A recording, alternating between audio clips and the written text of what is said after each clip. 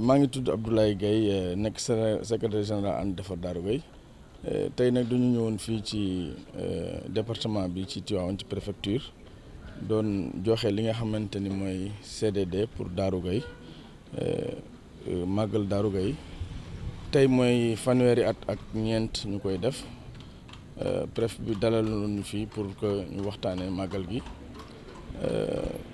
adjoint préfet bi moo ko présidé ci teewaayu autorité commune bi yëpp ak département bi gendarmerie teewoon na fi ak sapeur pompier monsieur le maire Modou Fall teewoon na fi ak waa santé ak directeur de l'école yi ak ñi nga xam ne mooy service d'hygiène bi ñu ñëwee nag vraiment joxe nañ leen suñu njàngat ci bis bi lii tax mu jag ci lu mel ni sécurité ak ci lu mel ni alimentation lamp yi ak ci lu mel ni li nga xamante ni mooy alimentation bi nit ñi war a dundee ak coupure d'eau yi nga xamante mën na am ci màggal gi ak délestage bi yooyu yëpp waxtaan nañ ci mais li nga xamante ni moo ci ëpp solo rek vraiment kontaan nañ ci accueillir bi ñu accueillir te it am nañ yaakaar ci engagement yi nga xamante ni service yëpp jël nañ ko fi service d'hygiène jël nañ ni dinañ jël engagement pompe dëkk bi avant màggal gi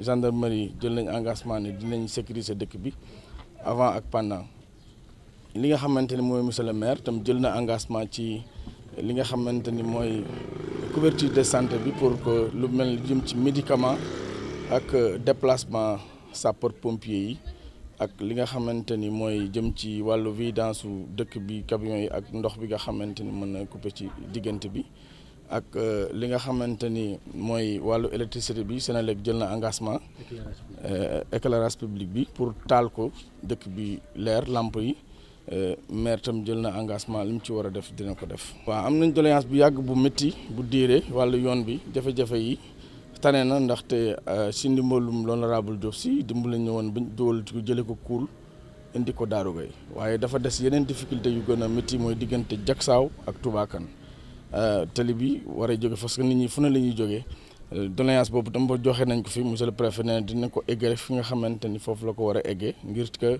xëy na bu ñu ko mënul a def ci diggante fii ak màggal gi tam bu weesoo ñu jëm ci jàpp.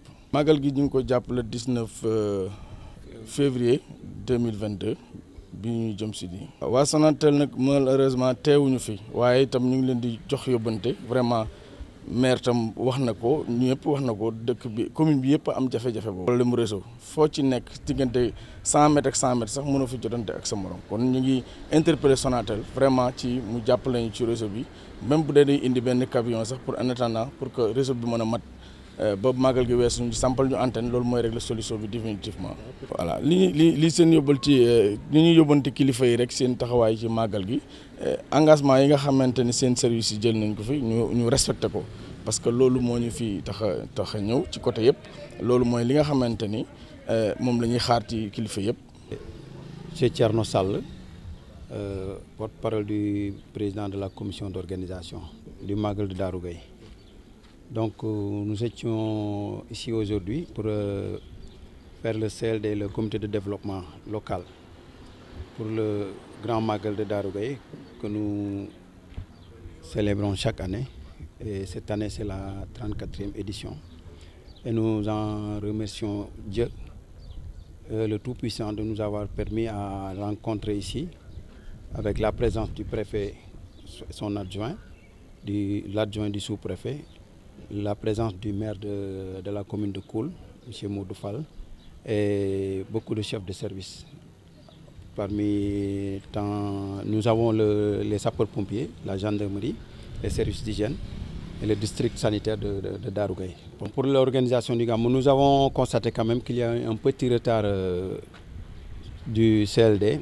Et ceci est dû, comme l'a si bien dit le préfet, à l'installation des nouveaux maires des communes qui ont été récemment élus. Donc ça nous a permis quand même d'en profiter, malgré qu'il manque 5 jours d'ici le Magal. Mais on a eu une satisfaction quand même, d'après la présentation du sous-préfet, et les engagements, compris les services d'hygiène, les sapeurs-pompiers et la gendarmerie, et le Senelec.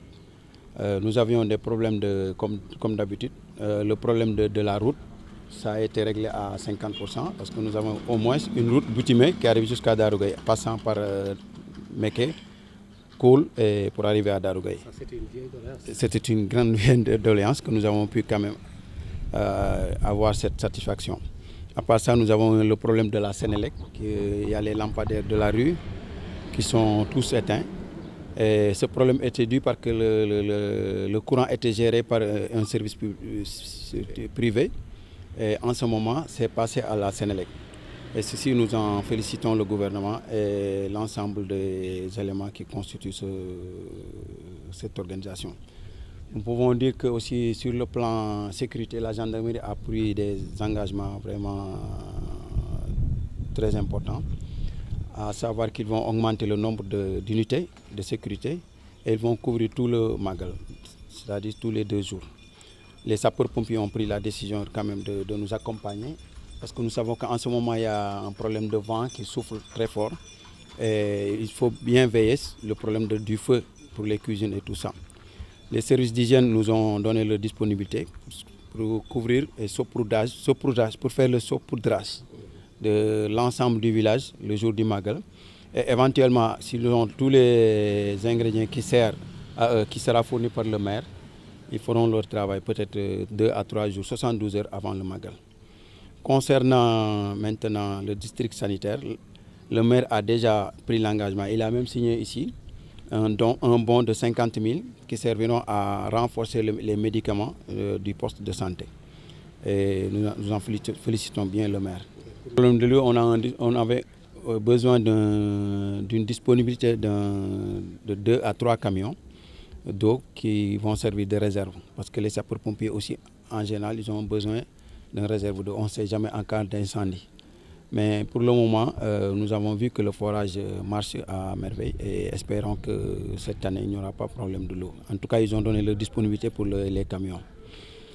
Pour le problème de l'alimentation, de l'aide alimentaire, nous savons qu'il y a un temps bien restreint et le préfet a dû souligner que quand même, on va écrire les lettres.